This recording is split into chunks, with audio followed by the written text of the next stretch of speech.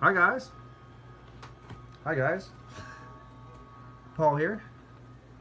Josh. ManiacsMeat podcast episode. Who the fuck knows at this point in time?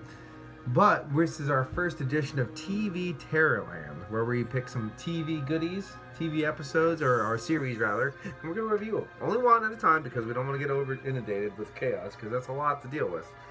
I'm gonna do the first pick because that's just the way I roll, and I picked Werewolf. 1987. John J. York and Chuck Connors. This is your first time. We're listening to the Howling soundtrack. If you weren't aware, this is your first time watch. What do you think? It's a very well done television show. I like to start out by saying I've watched a lot of television as a child. I have never watched a werewolf. My first time watching it, and it plays out like a movie. Definitely can tell that the first two episodes had the biggest budget. Right. And recycling of certain scenes, which is not uncommon in a lot of TV shows. Power Rangers did it. Everybody's done it. When something works right, and you put a lot of time into it, you use when you can. The werewolf, right off the top, is awesome, badass. Was not expecting that. You know, you got your today's TV shows like Hemlock Grove with werewolves, and they're kind of like lack. The transformations are cool, but the werewolf itself sucks. Twilight kind of ruined that for a lot of people with their stupid sparkly bullshit. Yeah, it's fucking lame. So, you know, I was kind of with it. I knew it was an older TV show, what, 87, 88? It was, 87, yeah. Yeah, and so I kind of had faith with practical special effects, but the werewolf paid off. Yeah. Definitely pulled off. I didn't watch all the episodes because there were quite a few of them, and I saw a couple movies to review. So I did watch quite a few, but I know the storyline is solid. You know, like I said, it's got Chuck Connors in it. Yeah, Chuck Connors, known as the Rifleman at that time, and of course we did him as Tourist Trap and shit. A very well-known figure. He used to play with the Dodgers. Ooh, really? Yeah, amateur Dodger in the Dodgers back in the day. Is that the LA or the New York? It was the New York Dodgers. It was back when they were in Brooklyn. Brooklyn. Oh, It was back when they were in Brooklyn. Brooklyn Dodgers. Before they got so it was amateurs leagues, stuff like that. He was born in Brooklyn, and then John J. York, which was better known later in life in General Hospital for the soaps, ladies. The soaps. Which John J. York was a very likable, amazing, because there are no likable characters anymore, especially young, like kind of fit men, like, you know, younger fit men. They're all assholes. I mean, you can't like them. You just, for some reason, no matter what it is. Like even the new shows today, like even the one, I just can't like them. You can't associate. He's actually a likable character. You actually like Eric Corey. I agree. You know We kind of lost that whole demographic with time going on. We got these big, sexy, study, fucking retarded dudes, like both meatheads that are fighting paranormal shit. And you can't associate with them. Nope. Like I saw what was it? Superstition. Supernatural. Yep. Can't do anything. Do it. Not I can't associate with I've these watched people. Fucking like all 120 seasons though, but it's just because my girlfriend watches it and I can't get into it. It sucks. Yeah, but John J. York is actually a very likable character. I wanted his girlfriend to die a lot because she was very whiny and annoying. This has 26 episodes. The main flaw I will say right off before I forget it is it deviates from the plot line too much during the episodes. I've watched every single one of them numerous times. He only watched a certain few. Which ones did you watch? I don't know, whatever order they came in on YouTube. I don't know if they were even in order, were they? I don't know. Oh yeah, whatever the link you sent me. There's a whole YouTube playlist on YouTube of every episode if you want to watch them, especially in series. It seemed like it went in order, but then there's certain episodes that kind of went like off the rail. Yeah, and you're kind of like, well, that's... For instance, the last episode is called Amazing Grace, which is basically Eric Cord finds this basically homeless woman and like tries to get her back on her feet to protect her and the whole deal with stuff going down, crime and things like that. However, that was the official last fucking episode. They had the main werewolf on the ropes. He knew where he was. He was there. They were working on it.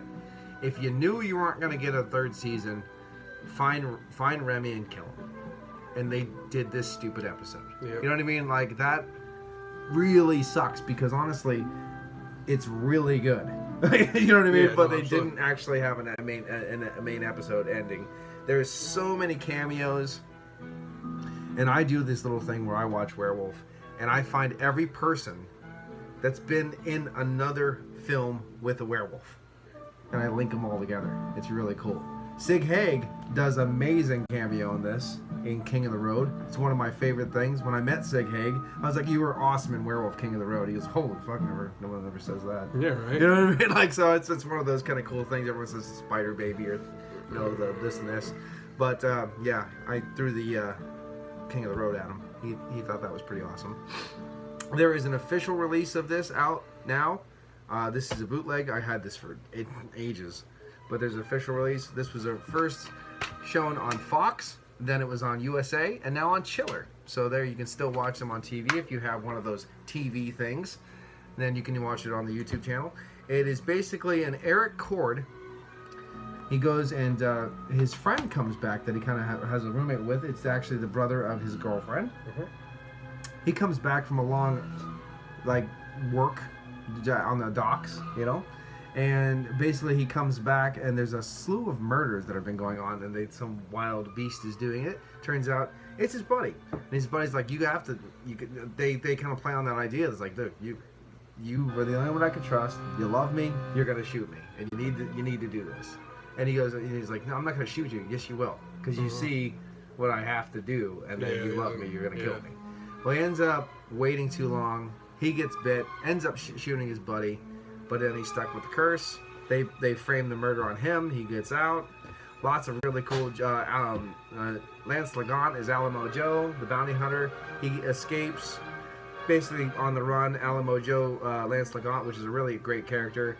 He ends up having to track him down. And then this is when it really happens. He's trying to find the original werewolf to kill the bloodline, so he can free himself of the curse.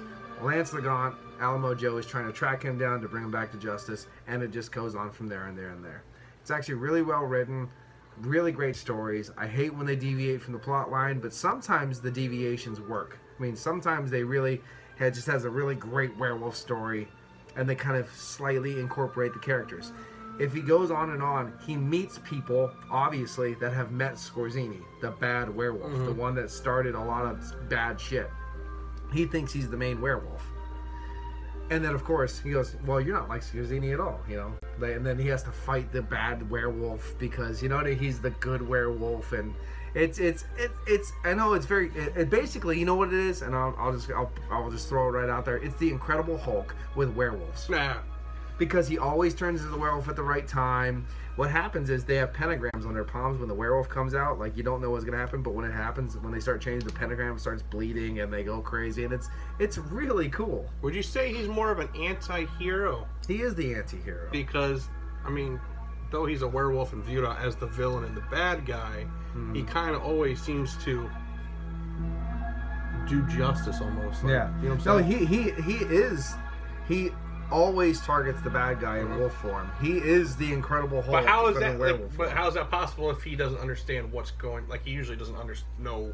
See, that's the thing is he's the anti. Like, you know, it's like the thing is the Incredible Hulk is an angry motherfucker, but yet he only beats up the bad guy. It's the same thing, and he's an angry steroids rage mask thing of muscle. He should be able to beat up anybody in his way. Yeah. But he doesn't. He only beats up the bad guy. Yeah. Same format with Werewolf. He always goes after the bad guy. And one of the little fun, there's two really cool little cameos right at the beginning of the season. One is the redheaded kid from Salute Your Shorts. Oh, Danny Corksey. Danny Corksey is in it as in The Boy Who Cried Werewolf. That is the first episode. And a very frizzy-haired, sexy, in the woods Amy Yazbek in Nothing Evil in These Woods. And she's really hot. Amy Yazbek. It's like, Ritter, you're dead, and I'm sorry, but you deserve it because you got to have sex with that. Okay? Can we talk about some werewolf mythos? Because you're the werewolf connoisseur, man. You know, like, you know what's up with werewolves. Okay. They're always trying to sever the main bloodline to go back to normal life. But what technically would ever be the main? Like, wouldn't that just be like a domino effect? Like. Well, the weirdest thing is when you actually get the werewolf gene. If you really start going, and because they go deep with this, if you actually watch the werewolf episode, you find one called Grey Wolf. Do you remember and this is horror movie fan we're talking about, Elvira, Mistress of the Dark. Yes. Do you remember the evil uncle? Yes. He is in this. Oh. He is he Grey Wolf? He is Grey Wolf. And he is talking about a guy that was before him. And he's talking about the Ice Age. Like, he's back. Like, they're talking about when wolves, literally, they were always just wolves roaming around. They were skinwalkers. Yeah, they were just basically, most of the time, always in wolf form. They weren't changing into humans all the time. Like, it gets really convoluted, really deep into, like, how long ago the real bloodline started. You know what I mean? So, if I get bit by a werewolf, Mm-hmm. and I kill the person who bit me, am I human now? Or do I have to go all the way back to... You have to go back to the person that bit him. But how do you know that? But how do you know? Because what if you think that's like the main werewolf, you kill him and he's still a werewolf? That means that means that goes longer. And of course, then you get these people like, you know, you don't want to become a werewolf. It's physically impossible. The kind of energy that you would have to use to become a werewolf would reduce you to ashes, like the heat, the transfer, you know what I mean? Like, and I was like, yeah, but you're looking more into scientifically explaining something that physically is paranormally spiritual that can't really happen in the same time. You know what I mean? Like, you kind of ruin the illusion by going too deep into like the metaphysics of actually transforming. But at the same, because I've had that conversation too, and I'm like, I don't fucking know. You say that's gonna happen, but have you ever seen anybody transform into a werewolf? Then you don't know. You don't know until you see it. Because a werewolf could just basically mean you're really hairy and you lick people's butts all day. No one really knows. You think it's gonna be this big thing, but it could just be like, it sounds like a dog. I am a werewolf. There you go. You just turn into me. Then who wants to be me? Not this guy. I'll tell you that. What? So it's weird. And of course, the thing is, the severing of the bloodline kind of mentality is a new thing.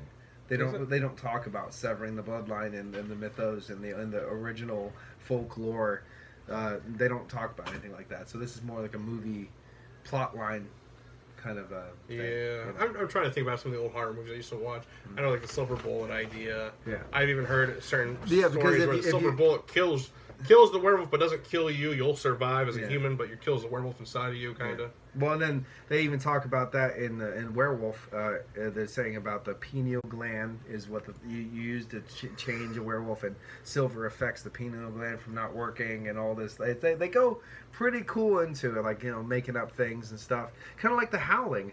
You want to hit the music again, please? Like in The Howling, they do this thing where they use well-known werewolf films to explain the werewolf curse and how to stop the curse. You know what I mean? Like, while they're watching the film, they're watching things in the film, and it's explaining what, so they don't have to talk about it. So they go a little bit deep into that. It's I have a lot to talk about it, but I don't have a lot to talk about. It's one of those things that I want to talk about things, but then at the same time I don't want to bore you guys. You have to watch this to find it out for yourself. It's on YouTube. Yeah, it's on YouTube. It's definitely cool. One of the goofs that I know for sure is in the first episode. Remember, because you've watched this now, when they meet and he kicks open the door. And he's all, because like the bad guy literally pulls his own face off, becomes, you know what I mean, like he has the eye, that's all, that's why he wears the eye patch and the scar. Yep. They're fighting as werewolves in that burning shack. They're fighting, and then when the one werewolf turns around, you see a fully human hand sticking out, grabbing the guy, like his glove fell off. Oh my god. And you can see that in the thing. That's hilarious. Yeah, but you don't see it. Kind of like in the Howling, if they're watching, there's a miscut in the transformation of Eddie Quist when he's get that big, huge transformation. It's there's a fully formed werewolf hand comes down and is doing this on its side, but when they cut away again, 2 cuts later, he has a perfectly human hand coming up with bubbling things, and then it comes back to another a werewolf hand. It's stuff like, if you don't notice this when you first watch it a few times. I like, you know what my favorite one was? 2 of them. I forget what, it was a Pumpkinhead movie where Pumpkinhead's walking around with tennis shoes. He's got full-blown, like Chuck Taylor's on or something like that. And I thought that was funny. And Henrietta from Evil Dead 2, where she's in the rafter spinning. and you can see the opening of the suit. You can see, yeah, you can see Ted Raimi or whatever was inside it. Yeah, you can see Ted in the suit because the ass blew out, and then they were filming it. The Werewolf. What do you think about Werewolf? Before I talk more, I think it's a great. I think it's a werewolf show. Like I said, for the time frame, I think it's done really well. Like I said, I didn't watch all the episodes, but it has a solid storyline from what I've seen. Other than, like I said, I don't know if that episode or two that didn't seem to fit was miscut and added, or if that's just the way the story goes and then it goes back to normal. X-Files was known for doing that a couple of times, where they kind of get off track a little and then come back. It might just be filler. This has the problem with being off track a lot of times, where they just put this random thing where he's going to go, I don't know, find a, like Quantum Leap style, find a kid a job. Yeah, it's just the weirdest thing. And it could be just now there are nuances where it works and it's nice, and then there's one episode where he helps this blind woman. This blind woman's getting scammed by this guy, and then he helps the blind woman. As nice as that is, stay on the fucking track of what you're trying to do, because you could have, if you took out the blind woman episode, because I really want to fuck a blind woman for some reason, and a deaf woman too, because they have a cute accent. That's really cute. But anyway, sound like Lou Ferrigno. Exactly, yeah, like Lou Ferrigno. Who doesn't want to fuck him? Yeah. But anyway, you got the blind woman episode, and then you have the Amazing Grace episode. Those they really could have been pulled out. But nothing. And then finish the storyline. That's where I'm kind of, as a fan of the thing, I feel like I got gypped out of my final episode. The culmination of what I watched for 26 episodes. You know what I mean? I think I think it's one of those shows where I think you could literally pick up. I think this is a show you could probably pick up today. As in, like, not remake it, but continue it. Yeah. For the fans. Right. Do like an HBO or a Showbox special where it's just, for the fans. Finish the story out best you can. But also, I would love to have seen, and I was hoping, something like Justin, can you help her? I think the door's stuck. I think with this being a show, if this would have took off, I really feel like we would have saw more characters come to be, as in, like, weird creatures. Yeah, different creatures, different things. Like you saw eventually, like a Dracula would have appeared or something, like a vampires would eventually become a third. Right, exactly. Well, and that I hate, though, at the same time, because then you're, like, convoluting things with too much shit. You know what I mean? Like, but at the same time, if one thing, like they said it in Dog Soldiers, remember, like, you know what's out there now. If these are real, what else is real? Yeah, that's what I'm saying. Like, you could have been like a thing, like. But I like when they should have they really should have did a geological aspect of the werewolf myth in America, because the one thing they didn't, I guess they kind of did, though, in a weird way. They did go down. I'm talking out of context now, because the one episode, the Big Daddy's house, where I think they did call him a Loop Guru. They did call him a Loop Guru. Yeah. And then, of course, they went to the Navajo reservation, which one of my favorite episodes is the Skinwalker episode. And then, of course, they were talking about the Skinwalkers. I don't know if they went full blown and called it a Windalaloshi, like they used the right term for it, but they did talk about the Skinwalkers, and it's really cool. Basically, they didn't do like an actual, how do I say, like, they didn't really go full blown accurate, but at the same time, it was cool. It was a cool drop. You know what I mean? It was a cool drop. Yeah, I don't know. It's just a good. It's a goddamn good fucking TV series. I like it. It's definitely entertaining, and like I said, it's not. I don't think there's any other werewolf shows before this. No, I think this is probably the predecessor. Predecessor? Am I saying that? Predecessor. Well, yeah, no, honestly, because here, guess what, guys? When we liked this growing up, it wasn't cool. No one liked this. We were stupid for watching losers. shit. Bunch of losers. You watched Dawn of the Dead and zombie films and werewolf stuff. You loser. You know what I mean? Like, that's how it was growing up. It wasn't like. I wish we'd go back to that, though, because horror is so butchered. Here's the thing: is I love when everything is elite. I like elitism. I like when no one else can like what I like, and I think it's better that way, because it doesn't get bastardized and ruined, like you said. Motherfuckers. Yeah, horror's terrible nowadays. Like, it's pretty much. I remember the days. Like I remember the days. I remember when memory is a corner of my mind. But really, like, I remember being like all about Dawn of the Dead, all the zombie movies and stuff. I was rocking T-shirts and being made fun of because I had zombies and weird shit and I was an outcast. But then come Walking Dead, oh, the kids that thought, let's pick on Josh for wearing zombie shirts, now love The Walking Dead. Fucking fools. You got, let me just go through here real quick. Go through it. Before we finish it up. Go ahead. The cameos are pretty much cool. I love cameos, right? I just like Chuck Connors. You got Chuck Connors. He's fucking amazing. He was only in a couple episodes. He was actually, they use his lines a lot. They use stand-ins for him a lot because he was kind of being a dick about everything. You know what I mean? Like, he just wasn't happy doing what he was doing. Sometimes you get people like that, especially when they're in the aged part of their careers, you know. But what he actually did when he was full-blown Scorzini, it was fucking awesome. He was really great. Then you have Danny, as you said. You had Amy Yazbek stand in. You had the girl from Fright Night 2, which you haven't watched yet. No. She is in the Unicorn episode. Then you have Everett McGill, which was Silver Bullet. He was in an episode as a boxer, which is really good. Tony Todd was in there. I'm trying to think of a couple other people off the top of my head. Brad Pitt. No kidding. Oh shit. The guy from Elvira was in there. Oh, Yeah, which technically that poodle did become a werewolf for a while. yeah. Because they grew up, you know what I mean? But there are a couple other people that I've seen in different, and I like when shows, I know it's kind of a cheap thing to do, and I know they do it because they like people or they cut costs, when they keep using the same characters over and over. I like that. Like when when movies use the same people over and over again, but like when TV shows like use the same characters but just in different roles. Like, throw some makeup on them, get some dirt on them, like put a beard on them. You know, it's the same guy. But I like shit like that. Hammer horror films were known for that. Oh yeah. But I love Hammer horror films for that. Hammer's the shit. Hammer is the shit. We should do some Hammer stuff.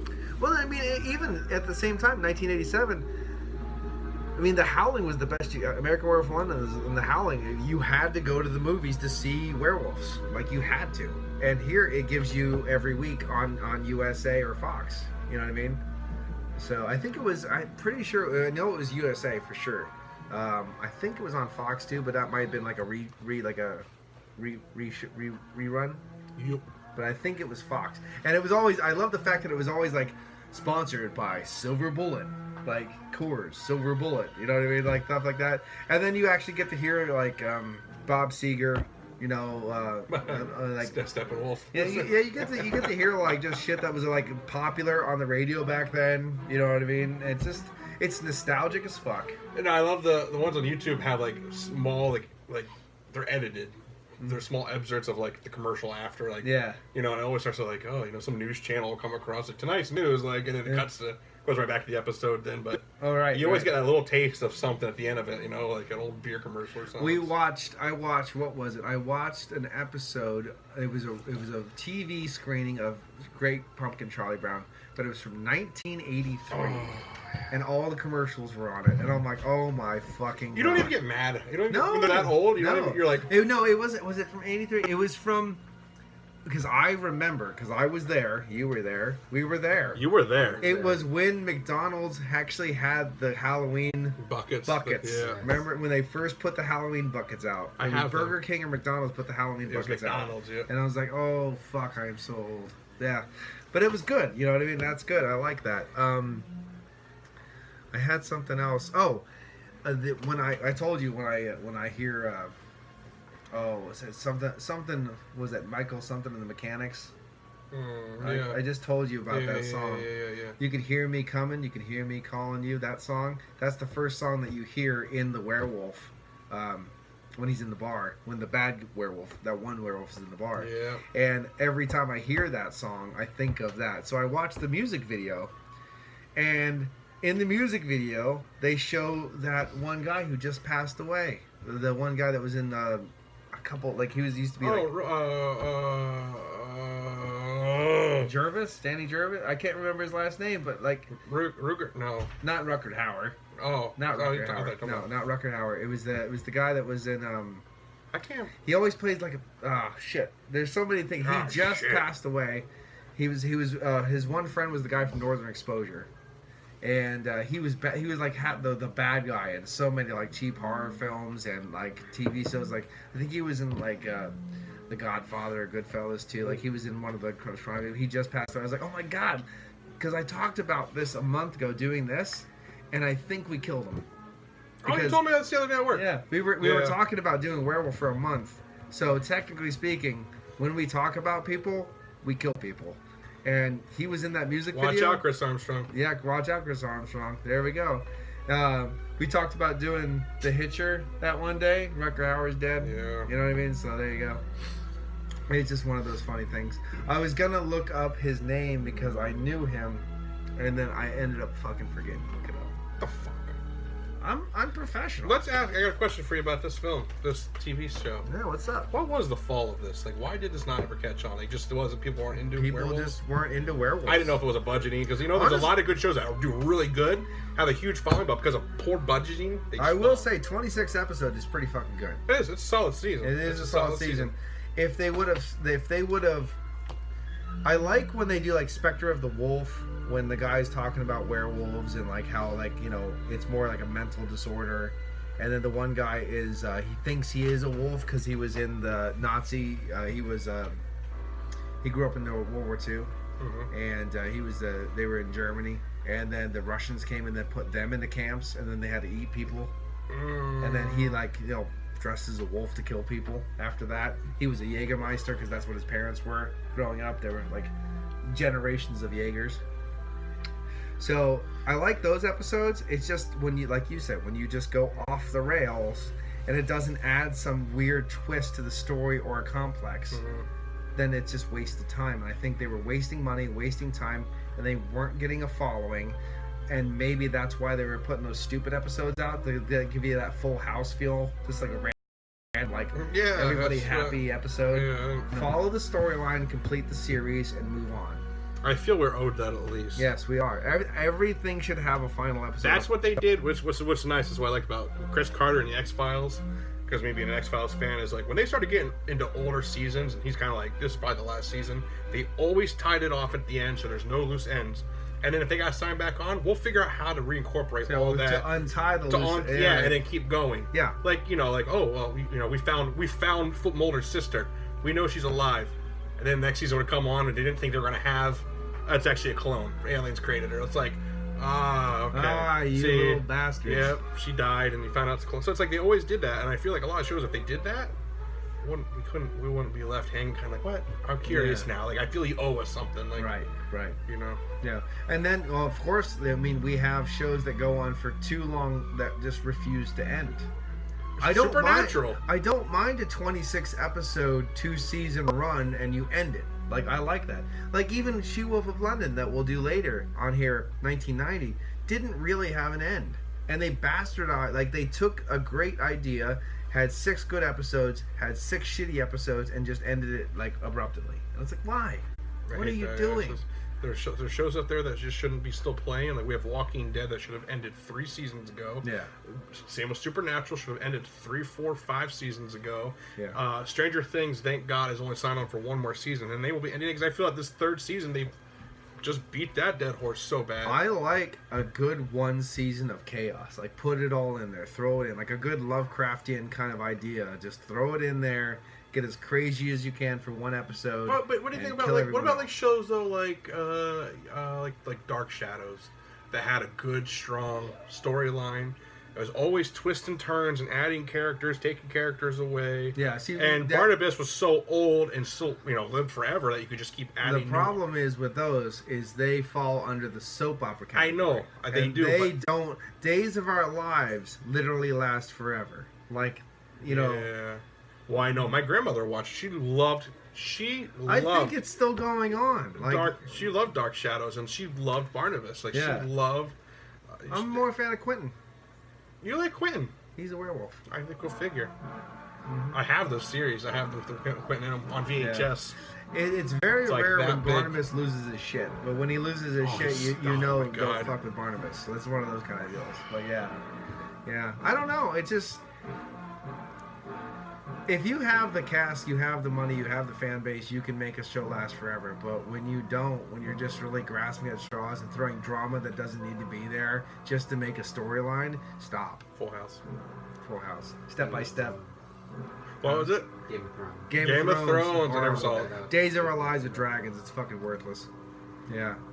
So anyway, I think we talked. What's your overview of what you've seen from Werewolf? Well, as a typical normal horror guru, a normal person, I will say. Oh, a typical normal horror guru. Yeah. No, that's not you. No. I think it's just an average person. They probably give that. I'd say it's like I said, it's watchable, it's entertaining. You know, if you get past the nostalgic part of it, that it's old. I mean, it's got a good storyline and stuff. I'd say you get a 5. Yeah. For me personally, I liked it from what I saw, and I plan on continuing the rest of it eventually. Yeah, I give it a 7. 7. 7? I give it a 7. For normal horror people watching a TV show, like even people can buy like the Hitcher and stuff like that and watch these antiquated fucking horror shows.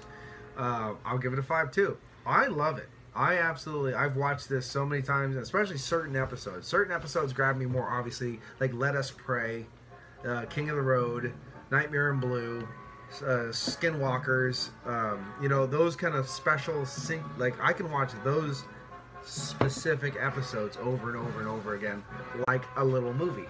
You know, I don't need the rest of the show. I don't need to watch them in succession. Yeah, just put those episodes together, and I'll make it a movie. Like, because I have with this, you have all the. You can just pick whichever one you want. So I'll just go right into fucking disc 3. Skinwalker. So if it was a VHS tape, we know what parts we worn out. Oh, yeah. You have to adjust the tracking. You remember Milo and Otis when the cat falls in the water? That part's a little worn, if you know what I mean. Rewind, Wet watch. pussy. Rewind, watch. Yeah. That cat did die. Yeah, good. He did die in the making of that. Good. That cat goes, oh, there he goes. He's dead. Yeah, well, because didn't the Japanese people... The Japanese made the movie, the British released it, and they banned it in America. Yeah, because they were just throwing cats off cliffs. They were, they went through, like they said, like a dozen cats, and they got 3 or 4 pugs. Yeah, that's awesome. Yep. Yeah. Anyway, I would give this overall a 9. I love it. For a 5 for the standard. And yeah, so that's my... So 8.5 overall, and then 5 for your normal everyday watchers. So, anything else you have to say? That's all I got, bud. What did you dislike about it? I disliked, like I said... we have to say dislikes. Yeah, no, absolutely. I didn't like the idea of, just like you said, about throwing those random episodes in there. I got to a certain point, I couldn't tell if it was mixed up or if we're going in order. Yeah. So I'm just going to take your word on it and that, because you said it even before I started watching that, there's just randomness. Yeah. And it didn't really go for the storyline. Mm-hmm. I didn't like that. I think that's about my only really gripe. One thing that's cool and annoying at the same time, and I say it's cool just because it's nostalgic, just how they did it back then. But at the same time, I find it a little annoying is recycling of certain films, like you said about the dude being chained up, and they recycled the very first footage of the werewolf. Yeah, so that's what they did. It's kind of like, really? Like, we didn't know that. But they did that a lot with shows, so that was just a thing, a gimmick. It just saves production. They do that, budget. like, if the good werewolf and the bad werewolf are fighting, like, they'll do the snaps scenes from the very first episode when the bad, you know what I mean? Like, because you can see the eye, so you know it's that Scorzini werewolf. And it's not, you're not fighting Scorzini, so you can still tell, like, it's just stock footage used over again. Like, when he's trying to break out of the chair, they use him as his friend breaking out of the chair in episode 1. But it's not a bad thing, It's not a horrible thing. No. Especially if they're reusing shit done well. Yeah. It's not as bad. But if they're reusing shit that's crappy, then it gets worse. That's like Puppet Master. They did that. Like Puppet Master 2. Reusing the bad 2 and shit. 3, they just kept reusing the same. I kept watching, go, this is the same movie. It's the same fucking movie. I go, you literally used so much stock footage from the first movie. You just made the first movie. You just made the first movie. That's all you did. Yeah. So... Well, give it a go. I mean, if you've watched this, if you grew up watching it, if you know about John J. York, the whole Chuck Connors thing, just let me know the thoughts and opinions, all that kind of crap. If you do check it out, let us know. You know, that kind of thing. Anyway, I guess this is the first edition of TV Terrorland done, and of course Josh will pick the next one, and we'll do it at some point in time. We don't know when, we don't know where. We're going to do some pretty interesting ones: Hitcher, Freddy's Nightmares, She-Wolf of London, and others. There's a lot out there. There's a lot out there, so definitely check it out. Anyway, this has been Paul. Josh. ManiacsMeat podcast episode, Who Gives a Fuck? Alright? Until next time.